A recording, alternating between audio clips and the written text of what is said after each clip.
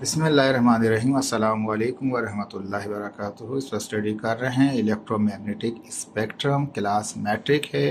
Syntax board है हमारे पास, जिसमें कराची बोर्ड भी आता है, हैदराबाद बोर्ड भी आता है, सक्कर भी आता है, लड़काना भी आता है, नवाबशाह भी आता है, मीरपुर ख़ास बोर्ड भी आते हैं। ठीक है, तो ये न्यू बुक्स है हमारे पास, पिछले साल की है इसके अंदर। तो आज हम इसमें जो स्टडी कर चुके हैं ऑलरेडी, हम इलेक्ट्रोमैग्नेटिक स्पेक्ट्रम को स्टडी कर चुके हैं। एक स्पेक्ट्रम था जो ईएम वेव से जनरेट हो रहा था, तो उसके अंदर एक कंपोनेंट था उसका, जिसको हम कहते हैं एक्स रेज और गामा रेज। ये आखिरी के उसके हिस्से थे, कंपोनेंट थे इसके एक इलेक्ट्रोमैग्नेटिक स्पेक्ट्रम के। ठीक है जी, ठीक है, ये आ गया इलेक्ट्रोमैग्नेटिक स्पेक्ट्रम आ गया हमारे पास। ये वेवलेंथ आहिस्ता आहिस्ता देखें, वेवलेंथ बड़ी है, आहिस्ता आहिस्ता वेवलेंथ छोटी होती जा रही है। इसके कंपोनेंट जो स्पेक्ट्रम था इलेक्ट्रोमैग्नेटिक वेव्स के, जो निकलने वाला स्पेक्ट्रम होता है उसका, उसमें रेडियो वेव्स भी आती हैं, माइक्रोवेव्स भी आती हैं, इंफ्रारेड भी आती हैं, अल्ट्रावायलेट रेज भी आती हैं, एक्स रेज भी आती हैं, गामा रेज भी आती हैं। तो यहाँ तक तो हम ऑलरेडी स्टडी कर चुके हैं। अब हम आज स्टडी करेंगे एक्स रे को और गामा रेज को। ये हम जानते हैं वेवलेंथ जैसे ही हम इस रेडियो से मूव करते हैं गामा रेज की तरफ, जैसे लेफ्ट टू राइट जा रहे होते हैं, तो क्या होता है, वेवलेंथ कम होती जाती है, फ्रीक्वेंसी बढ़ती जाती है और एनर्जी भी बढ़ती जाती है। जो आज का टॉपिक है हमारा वो एक्स रे है, तो आज हम स्टडी करेंगे एक्स रेज को स्टडी करेंगे। ठीक है जी, एक्स रेज में यहाँ पे हमने बताया कि ये इलेक्ट्रोमैग्नेटिक वेव्स होती हैं जो हाई एनर्जी होती हैं, वेरी शॉर्ट वेवलेंथ होती है, बहुत ही छोटी वेवलेंथ होती है, हाई फ्रीक्वेंसी भी कह सकते हैं साथ में, विच हैज़ एबिलिटी, जिसमें सलाहियत होती है to pass through many materials, यानी कि एक्स रेज के अंदर ये सलाहियत होती है कि वो मुख्तलिफ मटीरियल में से गुजर सकती है। अक्सर हम लोग जाते हैं, खुदा न खास्ता किसी को प्रॉब्लम हो जाए लंग्स का, किसी को बोन्स का इश्यू हो जाए, तो वहाँ पे एक्सरे कराने जाते हैं, क्योंकि वो बॉडी में से पास हो जाती है। तो यहाँ पे ये कह रहा है कि जो इलेक्ट्रोमैग्नेटिक वेव होती हैं ये बहुत ही हाई एनर्जी होती हैं, शॉर्ट वेवलेंथ होती है, और इनमें सलाहियत होती है, एबिलिटी होती है, सलाहियत होती है कि ये पास हो सकें किसमें से, मटेरियल्स में से। ठीक है, तो कहता है इन एक्स रे ट्यूब। तो ये कहता है कि ये जो एक्स रेज हैं जितनी हाई एनर्जी है, शॉर्ट वेवलेंथ, ये कैसे जनरेट होती हैं। इसका एक सिंपल सा तरीका बताया गया है यहाँ पे कि एक्स रे ट्यूब में क्या होता है, when fast moving electron hit the metal target, जब फास्ट मूव होने वाले इलेक्ट्रॉन जाके टकराते हैं मेटल के टारगेट से, एंड लूज देयर एनर्जी, वहाँ पे क्या करते हैं, टकरा के अपनी एनर्जी को लूज कर देते हैं, in the form of radiation. वो जो रेडिएशन की फॉर्म में जो एनर्जी लूज होती है उसकी, उसे एक्स रेज कहते हैं हम। देखिए यहाँ पे एक पिक्चर बनाई हुई है, पेपर बनाने की जरूरत नहीं है आपको, लेकिन समझने के लिए कि ये फिलामेंट है, नजर आ रहा होगा आपको। देखिए इसको मैं थोड़ा सा आपके लिए बड़ा कर देता हूँ।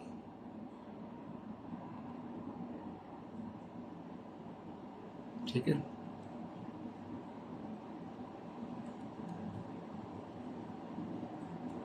देखिए इसको थोड़ा सा एक मिनट इसको एडजस्ट करते हैं। ठीक है जी, यहाँ पे दोबारा रिज्यूम कर लेते हैं। ये कहा कि ये फिलामेंट है, नजर आ रहा होगा आपको यहाँ पे। ठीक है, फिलामेंट लिखा हुआ है यहाँ पे। क्या होता है, जब इसमें से करंट गुजरता है तो फिलामेंट में से क्या होते हैं, इलेक्ट्रॉन निकलते हैं और वो जाते हैं। ये पूरा एक मेटल का बना हुआ है। ठीक है, जिस मेटल का बना हुआ है उसका नाम है टंगस्टन, और ये एज ए एनोड काम कर रहा होता है। यहाँ से फिलामेंट में से क्या होता है, जैसे करंट पास हो रहा होता है फिलामेंट में से, सर्किट देखा, फिलामेंट सर्किट, यानी करंट आ रहा है, इसमें से गुजर के वापस जा रहा है। जब इसमें जाता है हीटअप करता है, हीटअप करता है, क्या होता है नतीजे में, यहाँ से इलेक्ट्रॉन निकलते हैं, मूव करके सीधे जाते हैं, एक मेटल है जिसका नाम है टंगस्टन, मेटल टंगस्टन से जाके वो टकराते हैं, टकराने के बाद अपनी एनर्जी को लूज कर देते हैं in the form of radiation. जी रेडिएशन निकलती है उसको कहते हैं हम एक्स रे बीम कहते हैं। ठीक है, ये पूरा स्ट्रक्चर है, हमें इससे किसी से गर्ज नहीं, हमें सिंपल इतना है कि जब इलेक्ट्रॉन टकराते हैं किसी मेटल से तो अपनी एनर्जी को लूज कर देते हैं, किस फॉर्म में, एनर्जी की फॉर्म में। अंदर जो एनर्जी होती है उसको हम रेडियो एक्टिव वेव, ऐसी को हम कहते हैं एक्स रेज कहते हैं। तो यहाँ पे हमने यही दिखाया था, जो है बीम्स आ गए हमारे पास। तो इसमें क्या कर रहे थे हम यहाँ पे कि फास्ट मूविंग इलेक्ट्रॉन जाके हिट कर रहे हैं, हिट किया टारगेट के साथ और लूज कर दिया एनर्जी को, और जो रेज निकली उनको हमने एक्सरेज कहा। ये एक्सरेज जो है इनको इस्तेमाल करते हैं हम मेडिकल इमेजिंग में, मेडिकली किसी भी ऑर्गन का, किसी भी इनसाइड बॉडी के अंदर से, जैसे कि अक्सर डॉक्टर क्या करते हैं, कोई लंग्स प्रॉब्लम होते हैं, रिब्स के इश्यूज होते हैं, बोन्स के इश्यूज होते हैं, तो वो एक्सरे करवाते हैं। ठीक है जी, तो कहता है कि इसको यूज़ करते हैं, use in medical imaging field, जहाँ पे इन इनर बॉडी के पार्ट्स की कोई इमेज पिक्चर लेनी हो तो वहाँ एक्सरे इस्तेमाल की जाती हैं। अब हम एक चीज़ जानते हैं कि ये तो बहुत हाई एनर्जी है, बहुत छोटी वेवलेंथ है, तो मेडिकल फील्ड में इस्तेमाल करेंगे तबाही मचा देंगे हमारे बॉडी की। तो क्या करते हैं, एक्सरेज ही होती हैं, तरीकाकार ऐसे ही होता है, लेकिन वो वेव्स जो होती हैं शॉर्ट नहीं होती, वो इस्तेमाल की जाती हैं, लॉन्ग वेवलेंथ इस्तेमाल की जाती है। यहाँ पे क्या होता था, जैसे एक्सरेज की जनरल कैरेक्टरिस्टिक्स ये है कि वो हाई फ्रीक्वेंसी हाई एनर्जी है, लेकिन बॉडी के लिए इस्तेमाल नहीं कर सकते। हाई एनर्जी और हाई फ्रीक्वेंसी इस्तेमाल नहीं कर सकते, तो बॉडी के लिए क्या करेंगे, लो फ्रीक्वेंसी इस्तेमाल करेंगे। तो मेडिकल इमेजिंग की, ताकि हमारी बॉडी के टिश्यूज वगैरह सेल्स वगैरह डैमेज ना हो, इसलिए क्या करते हैं, वैसे एक्सरेज तो शॉर्ट वेवलेंथ हाई एनर्जी होती है, लेकिन मेडिकल फील्ड के लिए क्या करते हैं, रेडियोलॉजिस्ट जो स्पेशलिस्ट होते हैं किसके, एक्सरे के, वो क्या करते हैं, वो यूज़ करते हैं लॉन्ग वेवलेंथ। वो इस तरह से मशीन डिज़ाइन की होती है साइंटिस्ट ने, जो जिसकी वेवलेंथ छोटी नहीं बड़ी होती है। जब बड़ी वेवलेंथ हो जाएगी तो फ्रीक्वेंसी लो हो जाएगी। तो देखें, long wavelength and low frequency X-rays, because these X-rays are highly penetrating through flesh, यानी कि जो हमारा मीट है, गोश्त है जिस्म का, इसमें से भी आराम से पास हो जाती हैं, but not pass through the bones. इतनी बड़ी कर देते हैं इसकी वेवलेंथ को, इसकी फ्रीक्वेंसी को इतनी छोटी कर देते हैं कि गोश्त में से तो गुजर जाए लेकिन हड्डियों में से ना गुजरे। ठीक है जी, देखें मैं दोबारा आपको कंफर्म बता रहा हूँ इस बात को समझने के लिए, ताकि इसको पक्का याद रख लीजिए। मेडिकल फील्ड में लॉन्ग वेवलेंथ होती है, वेवलेंथ बड़ी इस्तेमाल की जाती है, छोटी फ्रीक्वेंसी होती है, लेकिन एक्चुअली जो जनरेशन है वो किसकी, एक्सरे की, वो शॉर्ट वेवलेंथ है और हाई फ्रीक्वेंसी है, लेकिन उसको इस्तेमाल करेंगे तो तबाही मचा देंगे हमारे बॉडी के सेल्स की, टिश्यूज की, ऑर्गन्स की। इसलिए रेडियोलॉजिस्ट क्या करते हैं, डिसाइड करते हैं लॉन्ग वेवलेंथ और लो फ्रीक्वेंसी इस्तेमाल करते हैं, ताकि वो सिर्फ गोश्त में से पास हो, हड्डी में से भी पास ना हो। These X-rays are use to diagnose the fractures in the bone. अगर खुदा न खासा किसी की हड्डी टूट जाती है, उसका फ्रैक्चर हो जाता है बोन के अंदर, उसको डायग्नोज करने के लिए एक्सरेज को पास करते हैं। फिर देखते हैं कि क्रैक आया है, डैमेज हुआ है, कितना हुआ है, किस अलाइनमेंट पे है, सब चीज़ें चेक करते हैं। टूथ दी के कान, अपना ये जो दांत होता है, हमारी दाढ़ होती है, इसके अंदर दांत में वहाँ पे अगर कहीं डीके हो गया, खाला हो गया, खाली हो गया, अंदर से कैविटी बन गई है, तो उसको भी चेक कर। ट्यूमर, दिमाग में खुदा न खासा किसी का ट्यूमर हो जाए तो उसको भी चेक करते हैं। Abnormal mass inside the body, body में कहीं पे भी अगर एबनॉर्मलिटी पैदा हो जाएगी तो वो उसको भी चेक कर रहे होते हैं। ये तो हो गया मेडिकल इमेजिंग के अंदर। अब इसी मेडिकल इमेजिंग में हम आगे जाते हैं। एक टर्म इस्तेमाल की जाती है CT स्कैन। ठीक है जी, अब वहाँ पे इसको स्टडी करेंगे हम इसका। तो CT स्कैन जो है, CT जो है शॉर्ट फॉर्म में कंप्यूटेड ट्रोमोग्राफी को, ट्रोमोग्राफी कौन सी, कंप्यूटर के जरिए ट्रोमोग्राफी की जाए या स्कैन किया जाए, उसको CT स्कैन कहते हैं। अब देख लीजिए यहाँ पे CT स्कैन कर रहे हैं, यहाँ ट्यूमर वगैरह चेक करने के लिए अलग अलग, ये CT स्कैन नहीं है, ये रेडियोथेरेपी हो रही है यहाँ पे। लेकिन यहाँ पे क्या है कि ये CT स्कैन है आपके पास, ठीक है, ये रेडियोथेरेपी कर रहे हैं, ये भी रेडियोथेरेपी में आ जाएगा। तो अभी फिलहाल CT स्कैन में यहाँ दिखा रहे हैं, मशीन होती है हमारे पास, इसमें किसी भी बंदे को क्या करते हैं, इसमें ला के अगर उसके ब्रेन का अगर स्कैन करना है तो ब्रेन का चेक कर लेते हैं, अगर बॉडी के किसी एब्डोमन पार्ट का करना है तो उसको और आगे पहुंचा के उसको चेक कर सकते हैं। तो ये CT स्कैन है। तो it is computational diagnostic tool, ये एक कंप्यूटर के इस्तेमाल करते हुए एक डायग्नोस्टिक टूल है, टेस्टिंग का एक टूल है, for deducting the disease and injuries, जिसके ज़रिए हम चेक करते हैं क्या डिजीज़ है और कितनी इंजरी है बॉडी में।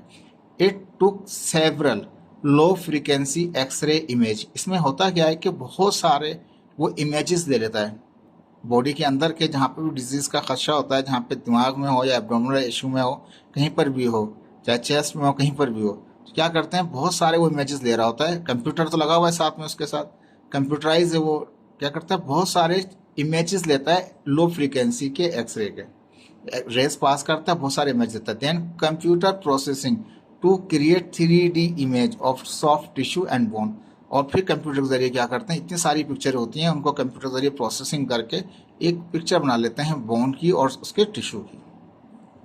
इसे कहते हैं CT स्कैन। CT स्कैन भी होता है, इस तरह MRI भी होता है हमारे पास। यहाँ पे हम एक्सरे की बात कर रहे हैं, तो यहाँ पे क्या है, ये CT स्कैन दिया हुआ था बुक में, तो हम CT स्कैन को स्टडी कर रहे हैं यहाँ पे।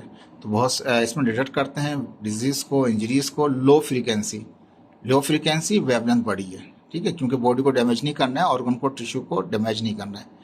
तो बोन्स का चेक कर सकते हैं, टिश्यूज़ को चेक कर सकते हैं, बहुत सारी पिक्चर लेगा और कंप्यूटर से प्रोसेस करके और निकालेगा, उसे कहेंगे CT स्कैन।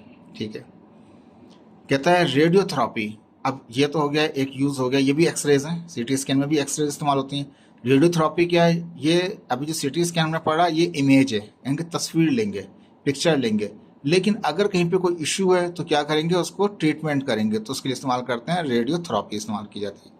तो it is also called radiation therapy भी कहते हैं और रेडियोथेरेपी भी कहते हैं इसको, and use in the treatment of cancer cell. खुदा ना खास्ता किसी बंदे के कैंसर सेल हो कहीं बॉडी में किसी भी पार्ट में, तो उसकी ट्रीटमेंट किससे करते हैं, रेडिएशन थेरेपी से करते हैं या रेडियोथेरेपी से करते हैं। डेट यूज कंट्रोल डोज, जिसमें कंट्रोल किस्म की डोज दी जाती है हाई फ्रीक्वेंसी। अब चलेगा वापस पीछे, ये जो सिटी स्कैन था जो इमेजिंग ले रहे थे वो लो फ्रीक्वेंसी था, लेकिन अब चलेगा जो एक्चुअल है बहुत ही हाई किस्म की जनरेशन होती है फ्रीक्वेंसी की किस्म एक्सरेज में, तो उसके हाई डोज इस्तेमाल करते हैं, हाई फ्रीक्वेंसी इस्तेमाल करते हैं to kill the cancer cell and shrink the tumour. अगर खुदा ना खासा ट्यूमर है तो उसको वो सुकेड़ दे, श्रिंक कर दे, और अगर कैंसर है तो उसको किल करे। लेकिन उसके लिए क्या करते हैं, देखिए यहाँ पे बाकायदा एंगल डिसाइड कर रहे हैं, लोकेशन डिसाइड कर रहे हैं, ठीक है, क्योंकि वो डैमेज करना है। सिर्फ डैमेज किसे करना है, कैंसर के सेल को डैमेज करना है या ट्यूमर को श्रिंक करना है। तो उसके लिए प्रॉपर प्रिसाइज किस्म का एक्यूरेसी के साथ क्या करते हैं डॉक्टर, इसको रेडिएशन थेरेपी करते हैं या रेडियोथेरेपी करते हैं, आहिस्ता आहिस्ता कैंसर के सेल को डैमेज करना शुरू कर देते हैं। तो ये इस्तेमाल हो रहा है एप्लीकेशन में उसको ख़त्म करने के लिए कैंसर को। वहाँ सीटी स्कैन क्या करता है, वो इमेजिंग करता है, वो टेस्टिंग करता है कि क्या बीमारी है, ठीक है जी। इसके बाद ये एक्सरेज जो है ये इसी में इस्तेमाल नहीं होती मेडिकल फील्ड में, इसको इंडस्ट्री में भी इस्तेमाल कर रहे होते हैं हम यहाँ पे। देखिए यहाँ पे इंडस्ट्रियल रेडियोथेरेपी क्या हमारे पास कहता है, इंडस्ट्रियल रेडियोथेरेपी या इंडस्ट्रियल रेडियोग्राफी, सॉरी गलत पड़ गया इसको, इंडस्ट्रियल रेडियोग्राफी जो है it is a method of inspecting material. इसमें क्या करते हैं, ये एक तरीकाकार है जिसमें हम चेक करते हैं मटेरियल को to detect the inside defect, क्योंकि उसके मटेरियल के अंदर कुछ डिफेक्ट तो नहीं है, जैसे यहाँ पे दिखाया होलो हुआ था, वाइट था, कुछ भी नहीं था, खाली था, ऊपर से अलग शेप था, ठीक है, खाला था कहीं पे। तो कहता है कि ये क्या होता है, इंडस्ट्री में इस्तेमाल करते हैं, इंडस्ट्रियल रेडियोग्राफी कहा जाता है इसको। इस मेथड के अंदर हम चेक करते हैं, एक्सरेज के जरिए चेक करते हैं कि उस मटेरियल के अंदर कोई डिफेक्ट वगैरह तो नहीं है हमारे पास, by using the high frequency. Low frequency नहीं है, हाई फ्रीक्वेंसी। ट्रीटमेंट में भी हाई फ्रीक्वेंसी है और रेडियोग्राफी में भी हाई फ्रीक्वेंसी इस्तेमाल हो रहा है, सिर्फ सीटी स्कैन में लो हो रहा था क्योंकि बॉडी का मामला था। इन दिस प्रोसेस, इस प्रोसेस में क्या था, टेस्टिंग मटेरियल इज प्लेस। अब जैसे यहाँ पे क्या है कि ये मटेरियल था हमारे पास, ये सोर्स है, क्या लिखा हुआ है, रेडिएशन सोर्स है, यहाँ से रेज आ रही हैं और उसको एक पर्टिकुलर हमने एंगल के साथ हमने इंसर्ट किया और हमने यहाँ पे क्या हुआ, एक फिल्म रख दी हमने यहाँ पे, ठीक है, और प्लेन व्यू देखा फिल्म का कि इसका व्यू क्या निकलता है।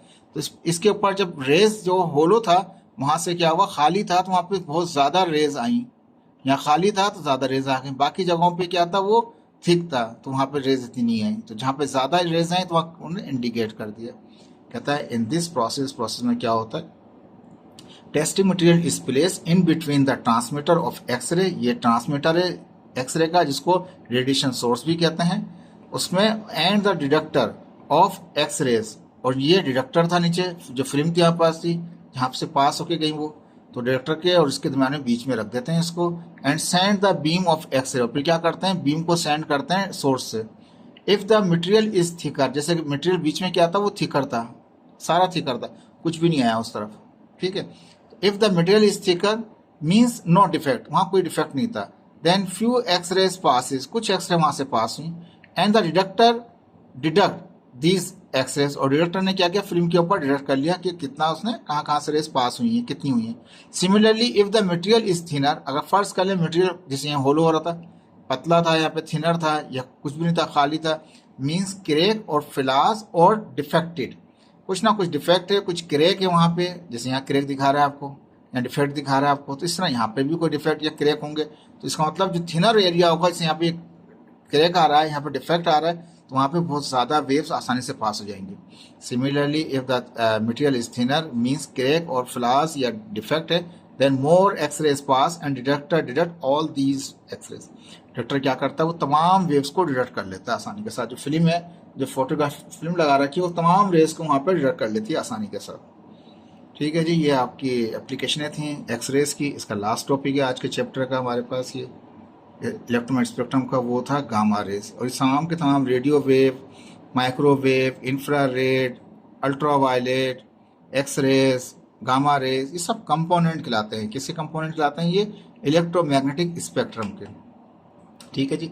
अब डिफाइन करेंगे गामा रेज और उसकी एप्लीकेशन। अब गामा रेज को भी समझते हैं। तो कहते हैं gamma rays are shorten wavelength, बहुत ही छोटी किस्म की वेवलेंथ होती है, with higher frequency, with higher energy. Frequency भी बहुत ज़्यादा होती है, एनर्जी भी बहुत ज़्यादा होती है, as compare to all component of electromagnetic spectrum. Electromagnetic spectrum के तमाम कंपोनेंट में सबसे ज़्यादा जो हाई फ्रीक्वेंसी हाई एनर्जी होती है वो गामा रेज की होती है, और उनकी वेवलेंथ शॉर्ट नहीं होती, बहुत छोटी होती है।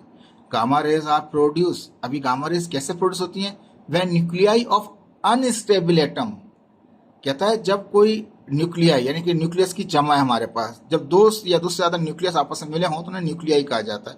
तो कहता है जब न्यूक्लियाई अनस्टेबल हो, किसी का एटम का न्यूक्लियस स्टेबल ही नहीं है, दो या दो से ज्यादा न्यूक्लियस हैं उनका आपस में, जैसे एटलीस्ट दो का तो होता ही है, दो न्यूक्लियाई हैं उनका, जो दो न्यूक्लियस हैं उनका जो एटम है वो अनस्टेबल है, डीके इनटू स्टेबल न्यूक्लियस, वहां से वो ट्रांसफॉर्म हो जाए, किसमें आ जाए? चेंज हो जाए, डिकम्पोज हो जाए, किसमें? स्टेबल न्यूक्लियस में आ जाए। They lose energy, they loss they lose energy in the form of gamma rays. तो क्या करता है वो? लॉस कर देता है, लूज कर देता है एनर्जी को, जब वो अनस्टेबल से किस में आता है? स्टेबल न्यूक्लियस में आता है। तो वो जो रेज निकलती हैं, जो एनर्जी रिलीज करता है, उसे कहते हैं गामा रेज। लेकिन अनस्टेबल एटम से वो स्टेबल न्यूक्लियस में आता है। ठीक है जी, यहाँ पे दिखाया है हमारे पास, ये लाइट है, ये वेव्स हैं।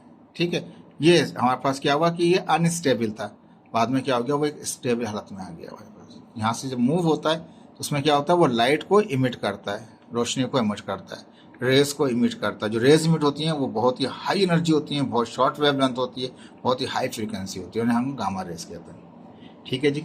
अब यहाँ कहता है ये गामा रेज को भी इस्तेमाल करेंगे किसी न किसी काम में, तो जी हाँ, इस्तेमाल करते हैं इसको।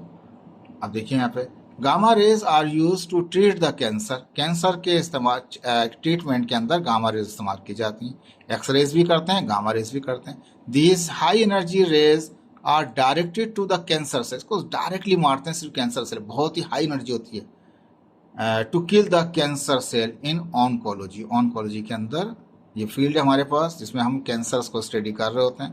तो उसमें क्या होता है कि डायरेक्टली क्या कहते हैं, रेस को सिर्फ कैंसर सेल पे मारते हैं किल करने के लिए। तो ये आपकी एप्लीकेशन हो गई। एक यहाँ पे कहता है गामा नाइफ रेडियो सर्जरी, तो गामा की नाइफ होती है, यानी कि जो छुरी, जिसको नाइफ छुरी कहते हैं, और रेडियो यानी कि वेव के जरिए सर्जरी करेंगे। आपने बगैर छुरी इस्तेमाल किए आपने कट अंदर जो भी ट्रीटमेंट है वो कर लिया आपने, जैसे यहाँ पर नजर आ रहा है। ये थोड़ा इस तरह का शेप होता है, देखें सर आ गया उसका बंदे का।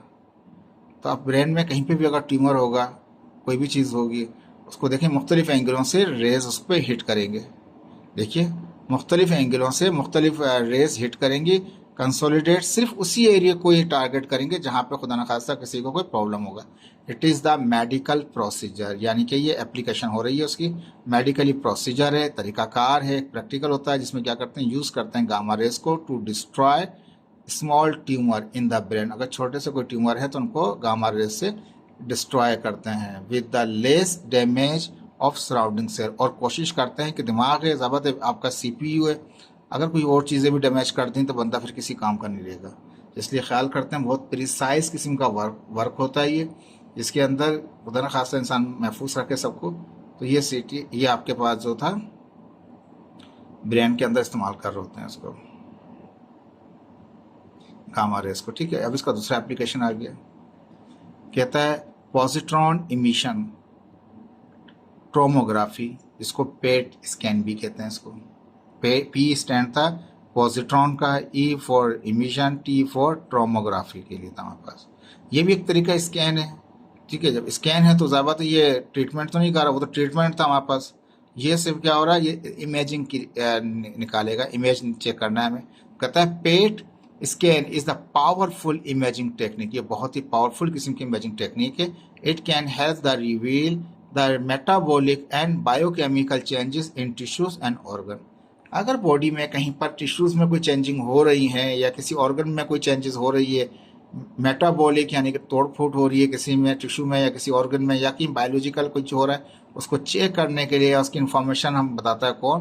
पेट स्कैन करके बताता है। पेट में करते क्या है, तो कहता है कि जो पेट स्कैन यूजेस जो ये स्कैनर है ये यूज़ करता है किसको, रेडियो एक्टिव ड्रग इस्तेमाल करता है।